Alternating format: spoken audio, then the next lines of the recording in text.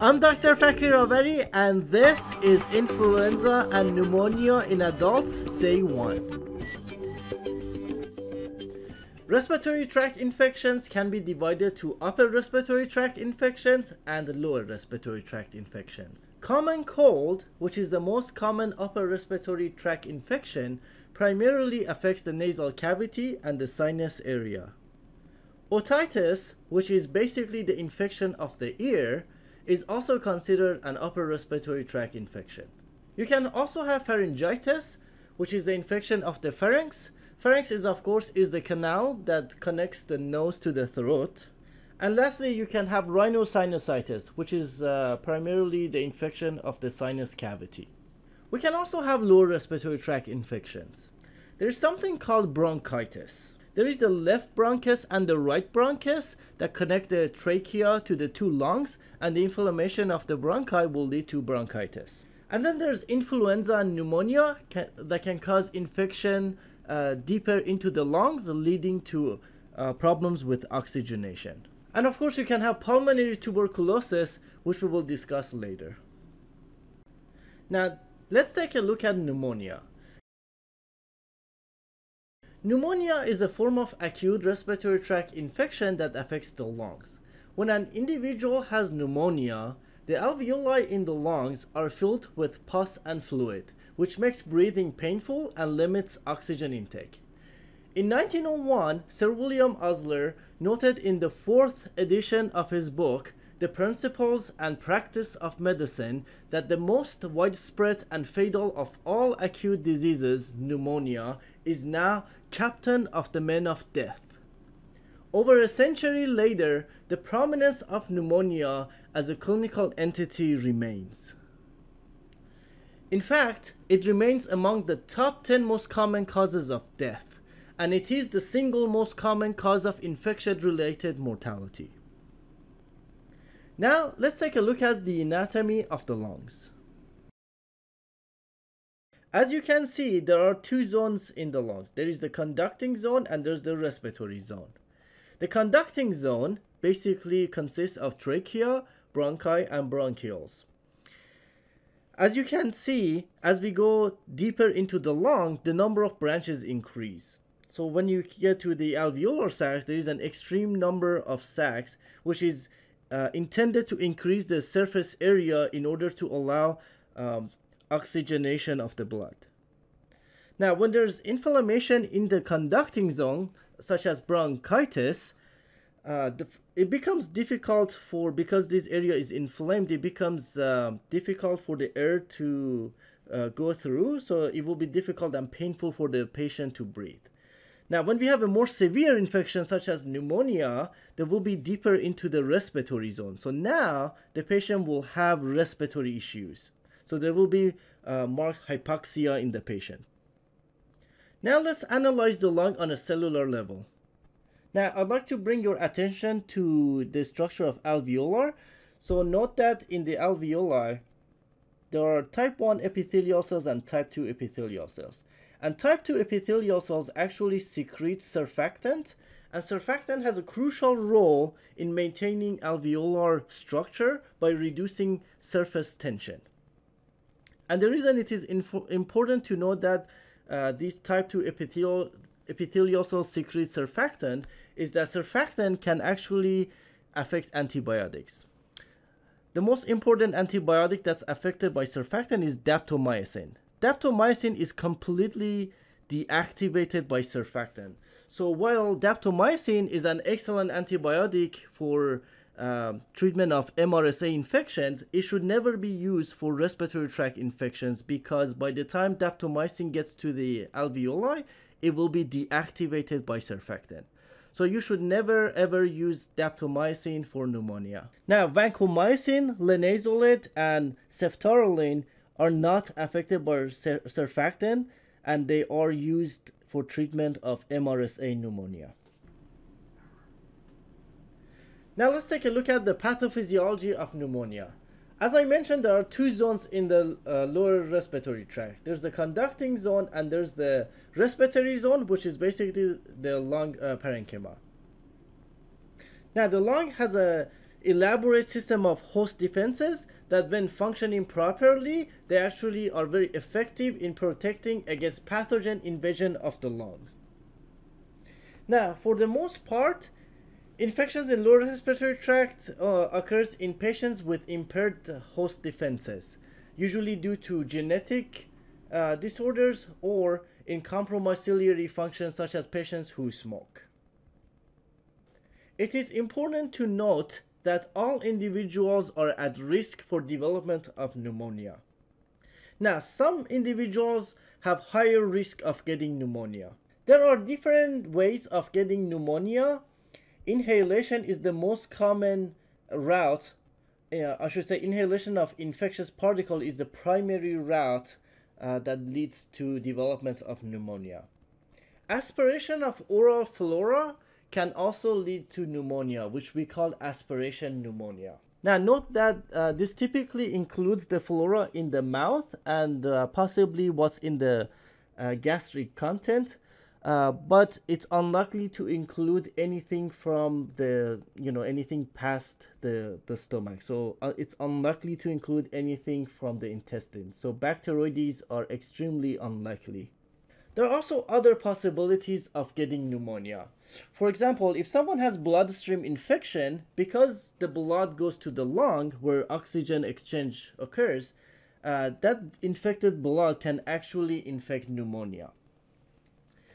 You can also get pneumonia from invasive procedures such as intubation. Now, while these are possibilities, they are not as common. So the most common route of getting pneumonia is by inhalation. Now let's take a look at chest radiograph, also known as chest X-ray. Now, when we look at the film in a normal chest radiograph, it's supposed to be clear. So generally speaking, it's clear. The lungs are clear. You can you can see the heart and you can see the diaphragm. Now, when there are things in the lung, what we see on the film is increased opacity, which we call infiltrate. Now, these infiltrates or increased opacities, which you will see in chest X-rays B and C, they could be due to different things.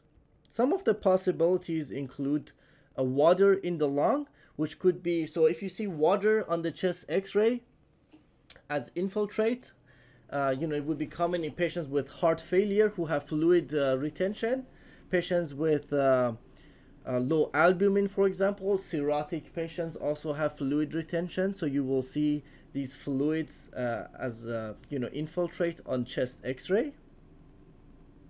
The content can also be pus, which will be the case in pneumonia. So if the patient has pneumonia and there's pus in the lungs, you will see infiltrate on the chest X-ray. There could also be blood, which is the case in trauma. So if somebody has ruptured their lungs, there will be blood in the lungs, which will show as infiltrate. And of course, the infiltrates could be cells, which will be the case in cancer. So if there are cancer cells in the lungs, they will show as infiltrates. Now, there are different ways of describing infiltrates. Two of the common ones that you will encounter are patchy infiltrates and dense consolidation. So when, patchy infiltrate could be usually due to either, presence of fluids or viral infections or atypical organisms. And when you have dense consolidation, as you can see in film C, dense consolidation is usually more likely to be due to non-atypical organisms such as gram-positive and gram-negative organisms. Now, keep in mind that the chest radiograph is just a tool to help with diagnosis. There's no way to know for sure what's causing the infiltrates. It's important to use chest X-ray with clinical judgment. Another thing that can show up as infiltrate is atelectasis, which is basically the collapse of collapse of areas of the lung. So that's also something that you will see frequently. Now let's take a look at influenza. Influenza is an acute febrile respiratory illness caused by the influenza viruses. In temperate climates such as the United States or North America in general, it typically occurs every winter. And it actually happens year-round in tropical climates. The flu season, for the most part, it's approximately between November to April in the US. While influenza has existed for at least the past 400 years, it was actually isolated in 1933. So the influenza A was the first that was discovered, followed by influenza B and C in 1939 and 1950. And then in 1936, we had a huge discovery that influenza virus could be grown in eggs, which gave us the ability to develop vaccines against influenza. Now let's take a look at influenza virology. The influenza virus is classified into three distinct types, which are called influenza A virus, influenza B virus, and influenza C virus. Influenza A virus can infect humans and other animals such as birds and swine, and it is the most severe and widespread disease. Influenza B can only infect humans, and it can cause severe disease, usually in elderly or high-risk patients. And influenza C can infect humans and swine, and it is rare cause of mild upper respiratory tract infections. So because it's a mild upper respiratory tract infection, there's typically no treatment. Patients will just naturally clear it. Now, both influenza A and B are subject to antigenic drift, which are basically point mutations that happen in the genetic material of the influenza virus, and this leads to variation that can cause epidemics every influenza season. Now, influenza A is also subject to antigenic shift. With antigenic shift, the variation is so much that actually a new strain of the virus is introduced, which can cause global pandemics. And this typically does not happen with influenza B. And of course, influenza C can infect year-round, unlike the seasonality of influenza A and B. Influenza virus is an enveloped negative sense single-stranded RNA with segmented genome, meaning that there are multiple RNAs inside the virus. Hemagglutinin, abbreviated H or HA, is a viral attachment protein, which you can see. So in this picture, I'm showing you influenza A specifically, and this is hemagglutinin. And there are at least 16 distinct hemagglutinins in influenza A. There's also neuraminidase, which is abbreviated N or NA. And neuraminidase is an enzyme that catalyzes the removal of terminal sialic acid from sialic acid containing glycoprotein. And I will explain what this actually means when I show you the life cycle of the virus. Another name for neuraminidase is sialidase. And the reason this is important to know, because we have a class of drugs called neuraminidase inhibitors, and sometimes they're referred to as sialidase inhibitors. And something that's specific to influenza A only is the M2 protein, which is basically an ion channel, which you can see here. This does not exist in influenza B. Now let's take a look at influenza nomenclature. So the standard nomenclature includes the influenza type, so it's either A, B, or C, and then they put in the name the place of initial isolation, followed by strain designation, year of isolation, and if in the case of influenza A, it also divided into subtypes on the basis of H and N. So for example, the influenza A virus that was isolated by Francis from a patient in Puerto Rico in 1934 is given the strain designation A, Puerto Rico, 834. And then a more recent example is the pandemic H1N1 influenza A virus first identified in April 2009 in a 10-year-old patient in California, which has the designation A/California/7/2009, and then in parentheses, because this is A, we have H1N1. in 1934 they didn't have the molecular capability to type H and N, so that's why the 34 from 1934 doesn't have it. But in modern era we have the molecular capability to type H and N. So this is the H1N1. Now let's take a look at influenza transmission. The influenza virus actually has the ability to spread very efficiently from person to person through 3 routes. So one route is by aerosol, which are basically the fine particles that remain airborne for minutes to hours, which basically comes from a donor or an infected patient, and they can be inhaled. And because they are so small and fine, they can actually go deep into the lung. And because they go deep into the lung, they can cause lower respiratory tract infection. They can also be in the form of droplets. So because droplets are large particles, they typically don't go too deep into the lungs. So if someone gets influenza by droplet, they end up having upper respiratory tract infection.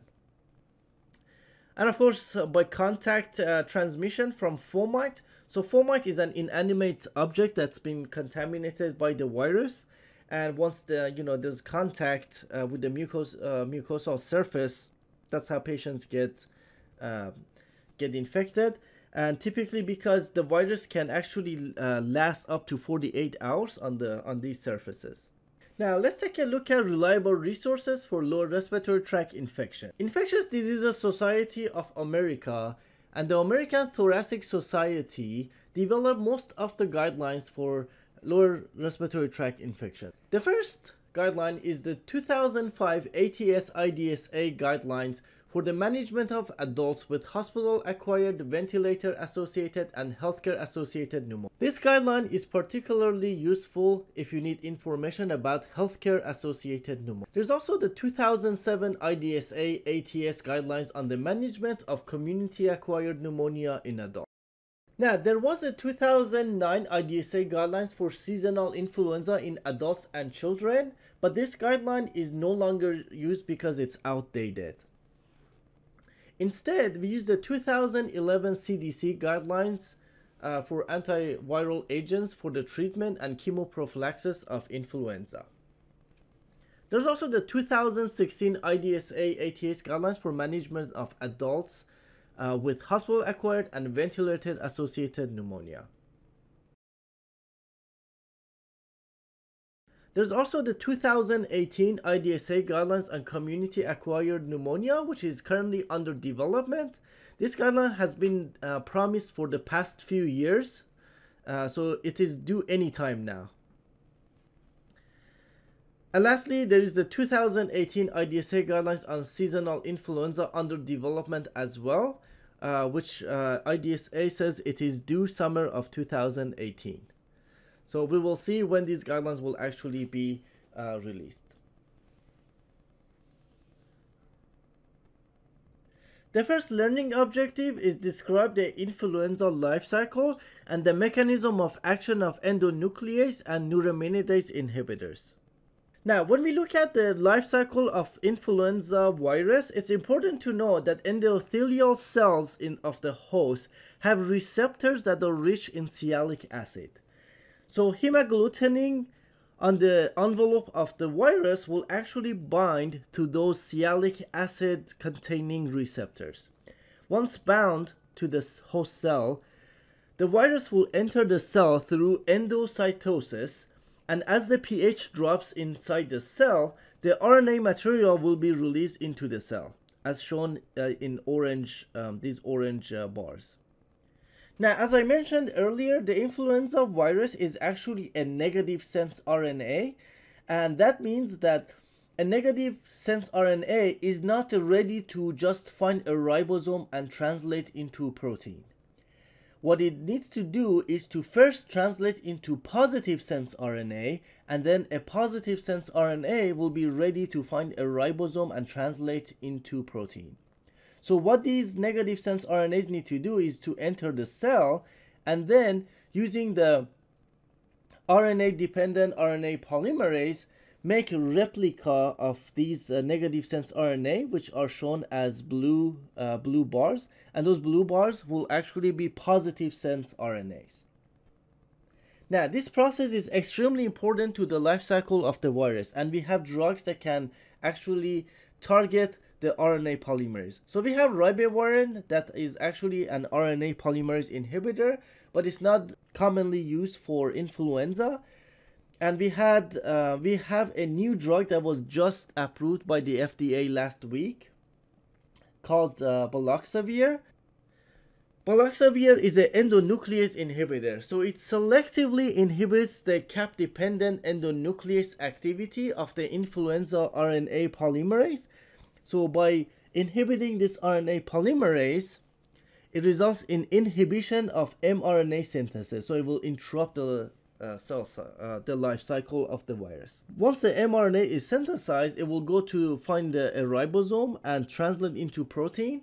And those protein products, along with some of these mRNAs and some of the, the RNA material of the virus, will basically assemble into a virus. The final step is the release of the mature virus. And because, again, this hemagglutinin is bound to the cell receptor through sialic acid binds, it actually needs sialidase, or another name for it is neuraminidase, to actually cleave that bind to let go of the virus. So because that sialidase or neuraminidase is extremely important for the final step of releasing the mature virus from the host cell, we have a class of drugs called neuraminidase inhibitors such as oseltamivir and zanamivir, which actually prevent the release of newly synthesized virus from the host cell by inhibiting sialidase or neuraminidase. Now, we currently have 3 drugs on the market under neuraminidase inhibitor class. So the first one, which is the most commonly used, is oseltamivir phosphate. So it's a prodrug. That's why you see phosphate in the name. The brand name is Tamiflu. It's available as a capsule and in suspension form. And for treatment of influenza, we typically use 75 milligram PO twice a day for 5 days. You can also use it for chemoprophylaxis for preventing influenza. Note that the dose is just once a day, but for 10 days. And it is renally cleared, so the dose needs to be adjusted if the creatinine clearance is less than 60. It is pregnancy category C. However, Tamiflu, or I should say oseltamivir, is preferred in pregnancy because it has relatively more data compared to the other drugs in this class. The second one is zanamivir or Relinza, which is actually an inhalation. I have posted a video for on how to administer this inhalations, and I encourage you to watch this video. One thing that's especially important about Relinza is that it actually has lactose in it, so it's contraindicated in patients who have allergy to milk protein or lactose. Also, because it is inhalation, the systemic absorption is minimal, so there's no dose adjustment needed. The last drug in this class is Pramivir, which is actually an intravenous formulation, which you can just give it once. Now, the most common adverse effect with all of these is basic gastrointestinal, such as diarrhea, nausea, and vomiting. Oseltamivir can also cause headache, and of course, zanamivir is inhalation, so it can cause bronchospasm. And then, of course, baloxavir marboxil is newly approved. It's also a prodrug. It's an oral formulation. Note that it's dosed based on body weight, and there's no dosage adjustment needed for it. It can also cause gastrointestinal adverse effects, as well as headache and bronchitis. One thing that's special about baloxavir is that it's active against oseltamivir resistant strains and avian strains of influenza.